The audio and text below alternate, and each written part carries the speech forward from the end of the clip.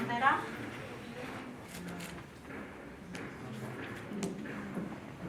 El extremo. ¿Dónde? ¿El extremo? ¿De quiénes? De los carboxilos. De los... No sé. Carboxilos. No, digo de los aminos. Monosacáridos. No, monosacáridos, bueno, bien. Si eran aldosa, ¿qué grupo tenían? Aldosas, aldehídos. Está fácil. Chicos, una semana, nada más ha pasado. Todavía están jóvenes, la memoria está bien, está funcional. ¿Ah, chicos? ¿Y cetona era con las? Cetos.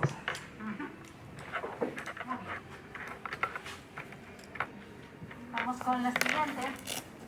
Los aminoácidos se pueden ionizar mediante pérdida o ganancia de protones, eso es verdadero.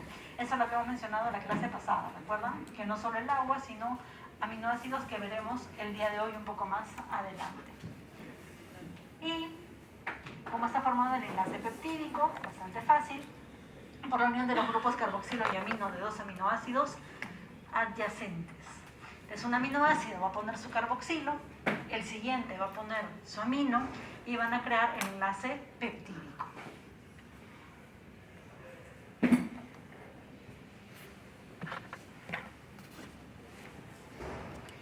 Muy bien, chicos.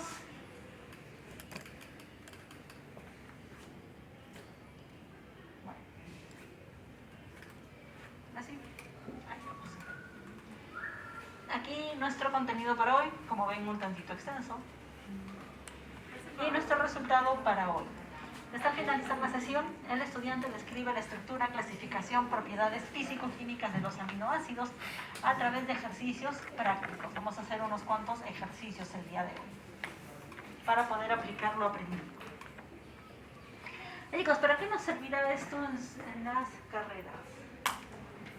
En la vida profesional. ¿Para qué les podrá servir? En sus carreras, saber de aminoácidos, saber de proteínas, saber su estructura, sus grupos químicos, ¿para qué nos sirve? Temas de nutrición, por ejemplo. ¿Qué más?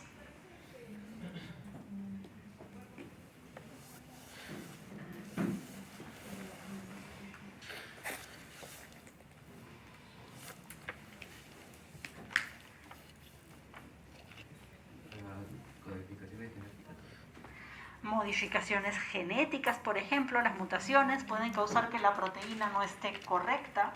¿Y qué pasa si una proteína no está correcta?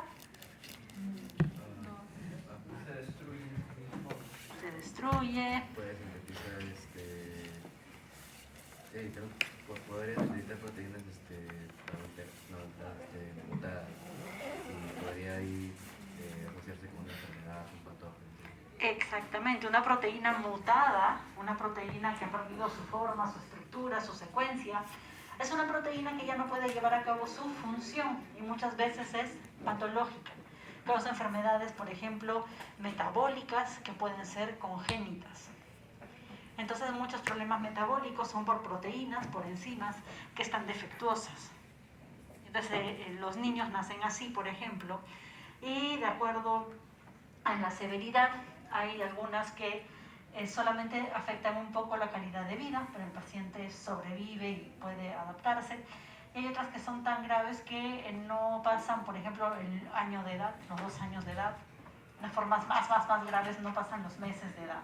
Entonces es muy importante entender esto. ¿Y por qué quiero entender qué pasó con la proteína?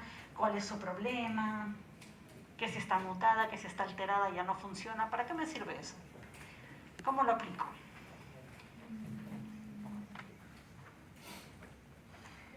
¿Por qué quiero investigar eso? A ver.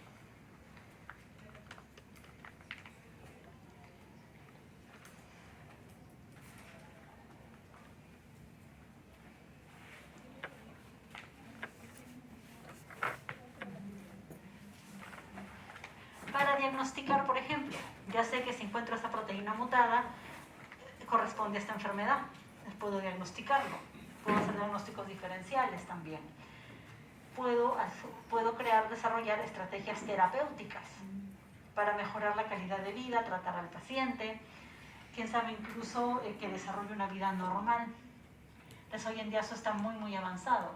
con técnicas de computación, de simulaciones, con terapias de reemplazo enzimático y un montón de cosas hoy en día para tratar estas enfermedades metabólicas por defectos en proteínas, en enzimas. Les recuerden que las proteínas son las mil oficios, son las que ejecutan las funciones en la célula. Que si esas están alteradas, no tienen su función, se altera el metabolismo, la célula, el organismo ya no pueden funcionar adecuadamente. Entonces, por eso es importante comprender cómo funciona, desarrollar nuevas estrategias terapéuticas, entre otras, de otras actividades que nos permite este conocimiento. Entonces, la importancia de cada forma de vida se define en gran parte por las proteínas que produce. Obviamente, no vamos a esperar que el proteoma de un humano sea igual que el de una planta, ¿cierto? Pues, obviamente. Entonces, estas proteínas van a definir el tipo de vida, el tipo de organismo vivo. Las proteínas intervienen en casi todos los procesos, y aquí vamos a resaltarlo, vamos a usar este. Desde aquí, casi todos los procesos de la célula son las mil oficios, son las que hacen el trabajo, las que ejecutan. Es por eso son importantes. Ejercen una cantidad inagotable de funciones, la lista es bastante larga en realidad, son las mil oficios. En la evaluación de los mecanismos moleculares es necesario estudiar una o más proteínas. Esto está más en relación con, por ejemplo, las rutas metabólicas que vamos a ver en el curso, cómo funciona, cómo son los mecanismos, nuevamente para entender, por ejemplo, en qué puntos está afectado en una enfermedad y poder hacer el tratamiento correspondiente.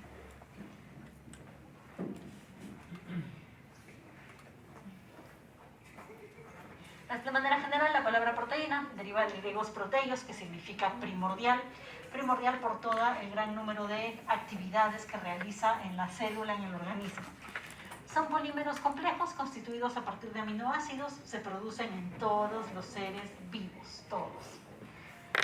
Entonces, de manera general, hablando en términos generales, tenemos a los homopolímeros, que son polímeros, pero donde las unidades, los monómeros, son lo mismo. Por ejemplo, glucosa, glucosa, glucosa, glucosa, glucosa. Es un solo monómero. En cambio, tenemos los heteropolímeros, donde hay diferentes unidades, diferentes monómeros que lo conforman. ¿Cuáles serán las proteínas? ¿Homopolímero o heteropolímero? Heteropolímero, muy bien. Está formada por diferentes aminoácidos. Este es un heteropolímero. Ahora, aquí para recordarles que están en todos los compartimientos de la célula, múltiples roles en las células. Y aquí también para recordarles que las proteínas resultan del flujo de la información genética. Entonces, nuestro dogma básico, que es que a partir del ADN ocurre el proceso de transcripción y se va a formar el ARN, mensajero, y este va a ir hasta los ribosomas y ahí se da la síntesis de la proteína mediante el proceso que se llama traducción. Desde el ADN formamos el ARN, de ahí las proteínas. Y la proteína entonces resulta de este proceso, el flujo de la información genética. Así entonces son las más abundantes, están presentes en toda célula, en todos los compartimientos de la célula también, y son los productos más importantes de esta ruta de información, del ADN al ARN y a proteína.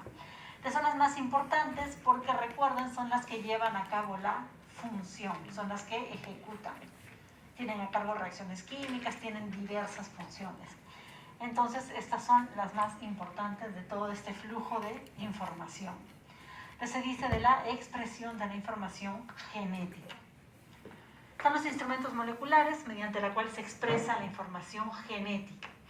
Cuando decimos que hay expresión de esta información, que un gen se expresa, quiere decir que la información de este gen, del ADN, se está utilizando para producir la proteína.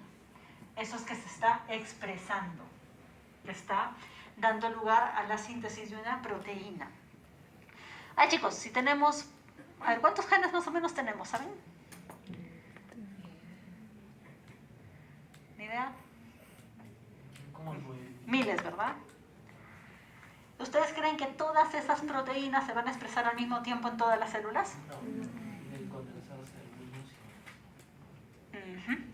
Entonces, para empezar, depende qué tipo de célula. Entonces, lo que va a pasar es que este proceso de flujo de información genética se va a activar o apagar según la necesidad de la célula. Cuando necesito la proteína, entonces expreso mi gen y hago este camino para sintetizarla. Y si no la necesito, puedo bloquear este punto, entonces ya no produzco la proteína. Ahí entra el tema de la metilación. Por ejemplo, la epigenética, muy bien, para silenciar los genes. Se dice que se silencian cuando ya se bloquea esta parte y ya no se da el proceso hasta proteína. O sea, tengo la información, tengo ahí, pero no la estoy usando por el momento, porque no necesito esa proteína. ¿Esto para qué me sirve? Para optimizar los recursos. La célula no va a estar gastando energía, no va a estar gastando sus aminoácidos, por ejemplo, haciendo una proteína que no necesita. Entonces suprime esto por el momento para abocarse y poner sus recursos y su energía en cosas que son más necesarias en ese momento. Cuando ya necesita la proteína, activa la expresión y se da y produce su proteína. Es una manera de regular, por ejemplo.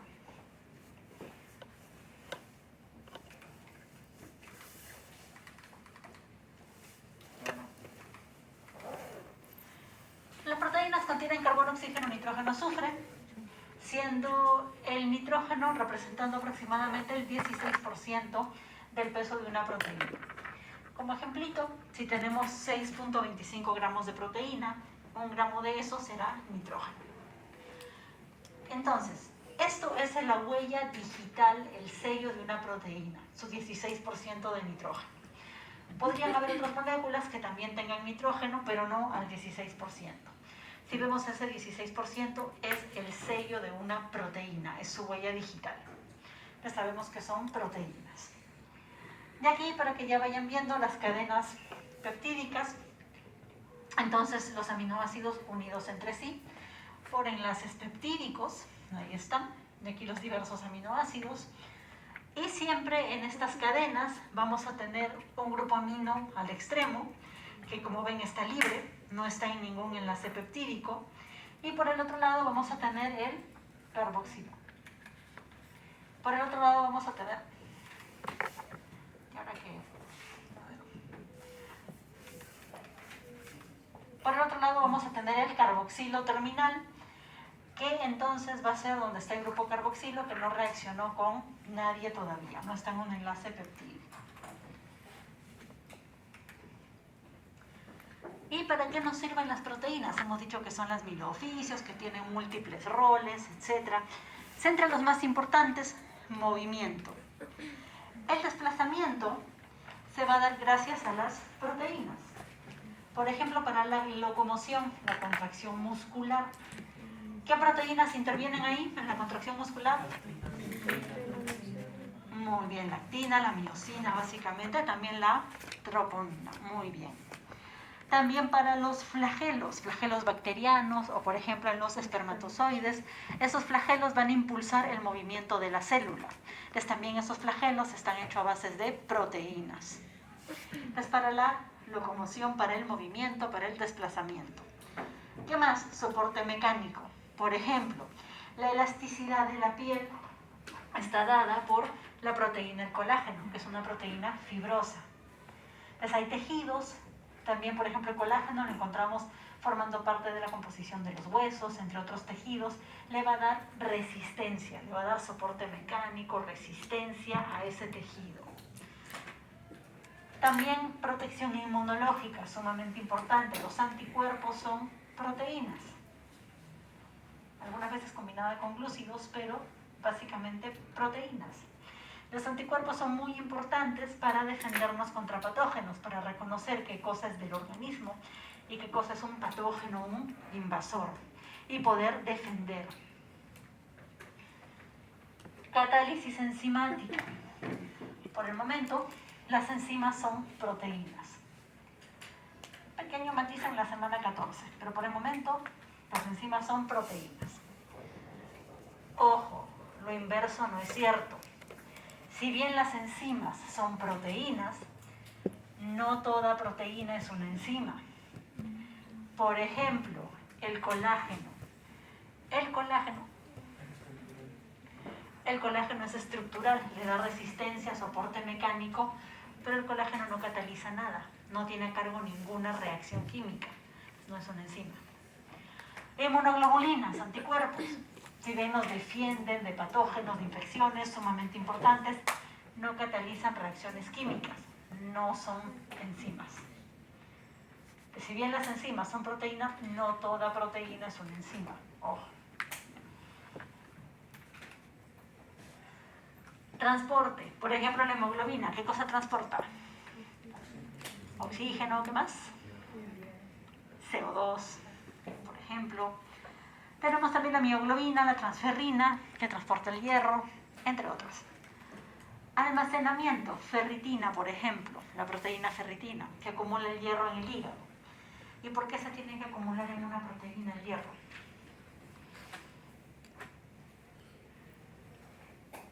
Porque si lo tuviéramos suelto por ahí, tiene cierta toxicidad, va a tener ciertos efectos tóxicos. Entonces lo almacenamos en una proteína, ahí tenemos el almacén, pero está de manera segura, sin causar toxicidad. Generación y transmisión del impulso nervioso. Algunos neurotransmisores son de origen proteico, son péptidos, o derivan de péptidos, o de aminoácidos. La acetilcolina del triptofano, por ejemplo, se va a derivar también neurotransmisores. No estoy segura hasta qué punto la adrenalina. Control de crecimiento y diferenciación celular. También las proteínas van a ayudar a regular, a modular el crecimiento, la diferenciación celular. Por ejemplo, para que una célula madre que todavía no se ha diferenciado se convierte en una célula hepática o en una neurona o en una célula de la piel, pues van a haber proteínas que van a modular, que van a regular ese proceso. Les van a controlar que esta célula se tiene que ir a hacer célula hepática, esta célula va a ir a ser una célula epitelial, esta célula va a ser una neurona. Eso lo determinan proteínas. Y también, por supuesto, las proteínas coordinan y regulan la división celular, el ciclo celular. Es muy importante todas estas. Y también mucho más notorio va a ser en el sistema inmune, donde tenemos una diversidad de glóbulos blancos, varios tipos.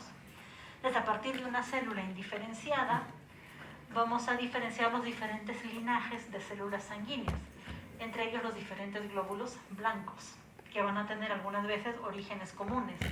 A partir de una célula no diferenciada se va a dar diferentes tipos de glóbulos blancos. Entonces hay también proteínas que van a coordinar, que van a regular estos procesos. Es sumamente importantes. Entre otras funciones. En cuanto a su estructura, también tenemos 4 posibles estructuras, empezando de la más básica, la primaria, secundaria, cuaternaria, secundaria terciaria, hasta la más compleja, la cuaternaria. La primaria es la más sencilla, la más simple, la más básica, solamente una cadena de aminoácidos, nada más. Es todo, aminoácidos unidos entre sí, formando una cadenita, y es todo. La más sencilla, la más básica, fundamental. Esa cadena se va a ir plegando. Por ejemplo, se puede plegar como un acordeón, como un abanico, formando lo que se llama una hoja beta plegada. Esa ya es una estructura secundaria. O podría plegarse como una espiral, se va doblando, se va enrollando como si fuera una espiral, esa cadena, formando una hélice alfa. También estructura secundaria. También había el giro. Los giros son cuando, por ejemplo, vas a cambiar de sentido la cadena. Digamos, tienes una hélice alfa, hay un giro, sigue de repente una hoja beta plegada, cambias de dirección, un giro, otra hélice alfa, cambias, otra hélice alfa de repente, y así, así. Es para eso sí. Vamos a ver luego, en la siguiente clase. Entonces, estas cadenas, no, obviamente es bioquímica, ¿verdad? No podíamos dejarlo ahí tan sencillo. No. Entonces, estas cadenas ya se plegaron como un abanico, como una hélice, pero se siguen doblando, se siguen plegando en algunos casos para lograr una estructura tridimensional compleja. la estructura terciaria. Y finalmente, diferentes cadenas peptídicas que sean idénticas o diferentes se pueden unir formando un complejo, una estructura cuaternaria. La cuaternaria es cuando ya se unen dos o más cadenas peptídicas, pueden ser iguales, pueden ser diferentes, y da lugar a esta estructura cuaternaria. Un ejemplo, la hemoglobina.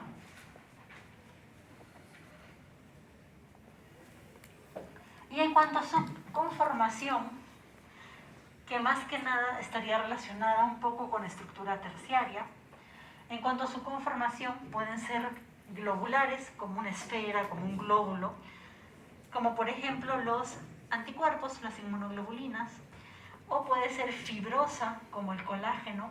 La fibrosa es como una soga, donde los hilos que se están trenzando serían las fibras de proteínas, y se trenza y da lugar a esta proteína fibrosa, como el colágeno. Como una soguilla, como una soga. ¿Hasta aquí, chicos? ¿Preguntas? ¿Todo bien hasta aquí? Muy bien. Eso está muy fácil. A ver, entonces, las proteínas son polímeros, como habíamos dicho, de aminoácidos. Entonces, los aminoácidos es lo que vamos a ir estudiando ahora. ¿Cuáles son esos monómeros? ¿Cuáles son esos componentes? Recuerden que están en todos los seres vivos, se unen mediante enlace peptídico. Están formadas por 20 aminoácidos que van a conformar las proteínas. Obviamente no vamos a tener los 20 en todas las proteínas. Algunas veces estarán unos 20, pero de repente 15, 10, 12, dependiendo de qué proteína estemos hablando. Entonces, estas proteínas se van a formar por diversas combinaciones de 20 aminoácidos, no forzosamente los 20 a la vez.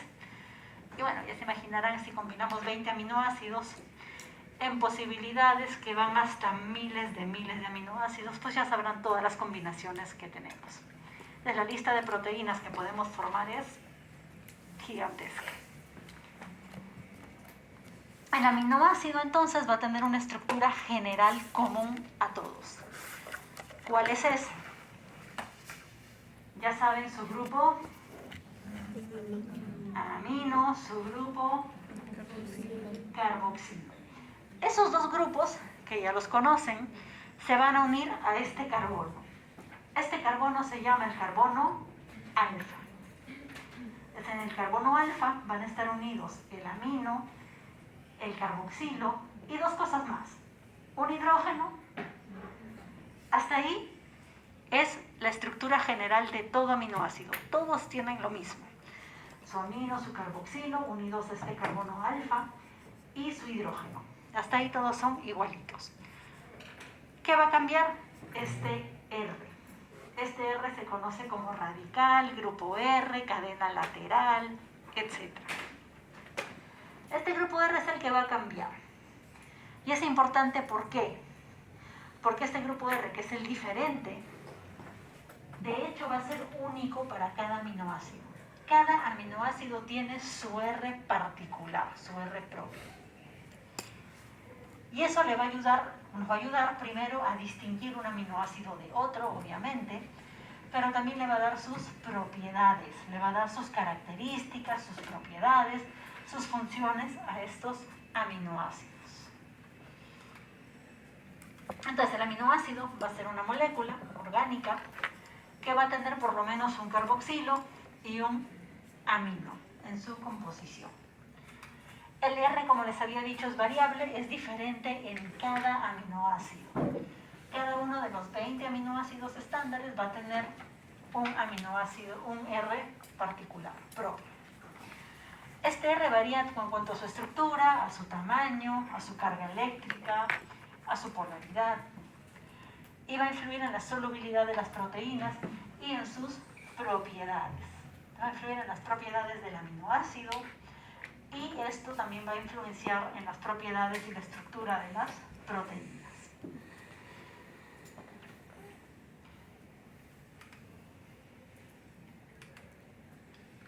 Aquí tenemos los 20 aminoácidos estándar que van a formar las proteínas. Aquí, como pueden ver, está la estructura de cada uno. Tenemos aquí abajito el nombre, por ejemplo, esta es la alanina, esta es la glicina, y así sucesivamente. Tenemos cada uno con su estructura, su nombre. Aquí el código de 3 letras, entonces es el nombre del aminoácido, pero abreviado en 3 letras. Por lo general, este es fácil, son las 3 primeras letras del nombre del aminoácido. Por ejemplo, alanina abreviado es ALA, glicina abreviado es GLI, prolina abreviado es PRO, valina abreviado VAL, y así sucesivamente. Y también aquí este cuadro les va a permitir quizás aprenderse mejor sus propiedades, visualizarlo mejor, porque tenemos acá un código color. ¿Cómo es eso? De los que están con rojo son los alifáticos.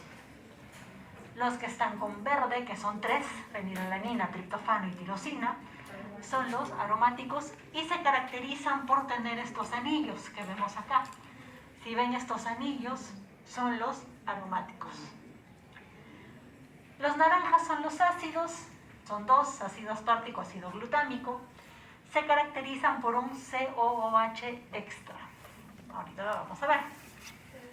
Los básicos son los que están con celeste, son 3, arginina, histidina y lisina. Se caracterizan por un amino extra, ahí lo vamos a ver en un momento. Los hidroxilados, la serina, se caracterizan por tener un OH. Aquí la treonina también. Los sulfurados están en amarillo, son 2, cisteína y metionina, y se caracterizan por tener azufre, el S en su composición. Los aminos son los que están en azul oscuro. Y también tenemos conforme a la línea. Entonces, aquí por sus requerimientos van a ser esenciales o no esenciales. Los no esenciales, ¿cuáles serán? ¿Qué significará un aminoácido no esencial? Que se puede producir en el organismo. Exactamente, lo puedo producir, entonces no lo necesito de la dieta. En cambio, uno esencial es aquel que no lo puedo producir, el organismo no lo produce. Entonces lo necesita absolutamente una fuente externa, una ingesta por la dieta. Desde aquí, ¿cuál sería el código? Los que están con línea continua son los no esenciales y con línea discontinua los esenciales. Entonces, para que quizás esto les va a ayudar a aprenderse mejor las propiedades. Está más visual, con colores, es más, de repente les va a ayudar para memorizar mejor. Bueno, como referencia, el nombre... Ahí vamos, un ratito. Vamos a ver. Entonces, como referencia, como reseña, el nombre de los aminoácidos puede venir de fuentes triviales, de anécdotas o de simplemente su descubrimiento. Por ejemplo, la asparragina se llama asparragina porque fue descubierta en el espárrago. Fue vista por primera vez en el espárrago. ¿Qué es asparragina? El ácido glutámico fue visto por primera vez en el gluten del trigo, entonces el gluten se llama ácido glutámico. La tirosina se vio por primera vez en el queso, y queso en griego se dice tiros, entonces de ahí le pusieron tirosina. La glicina, se dieron cuenta que tiene un sabor dulce, y en griego dulce se dice glicos, entonces se llamó glicina por su sabor dulce, y así fuentes triviales, los nombres. El primer aminoácido se descubrió en 1806 y el último en 1938. Es una larga historia con los aminoácidos. Es aquí la tabla con los 20 aminoácidos, sus nombres completos, su abreviación en 3 letras, que por lo general son las primeras 3 letras del nombre, y aquí el código de una letra. El código de letras es necesario. Y digamos que es necesario que no. Entonces, ¿por qué existe también un código de una letra? Por tener computación. Por bioinformática. No es solamente que se les ocurrió molestar a los estudiantes y que aprendan más, no. En realidad, esto fue propuesto por Margaret Oakley Dyhoff, fundadora de la bioinformática. ¿Y por qué se propuso este código de una letra?